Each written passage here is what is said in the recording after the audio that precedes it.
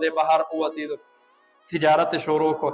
الله ډېره ګټه ورکړه. په لږ وخت کې الله ډېر څه ورکړل.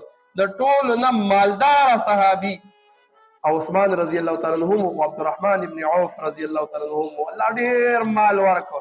څومره مال یې ورکړ چې کله دی وفات شو الله والا 4 ښځې ورکړې، 4 بیبیانې وي. مال یې دومره الله ورکړی وله چې دا یوه بیبي پکې وایي زه په ګډو بیزو او غواګانو کې او په سرو زرو کې په ځمکو کې هېڅ شي کې څه نه غواړم.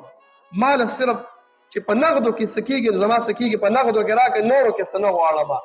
وایي سالو چې کله د خاوند بچي وي نو د میندو ته 8مه حصه میلاویږي، نو چې 4 ښځې شي نو بیا به 32 حصې جوړیږي. نو دې ته چې 32مه حصه د 4مې ښځې ته میلاو شوه 80,000 دینار ورته میلاو شو. 80,000 دینار الله دومره مال ورکوله. او دا ټول مال به په رسول الله باندې لګو او صحابه ولګېدل.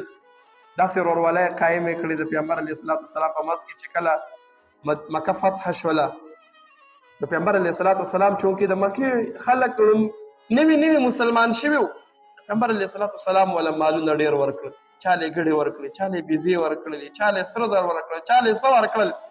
د مدینې خلکو له یې څه ورنه کړه ډېر. د انصار نوجوانان لږ خفه شوړه کې دا خبرې ځان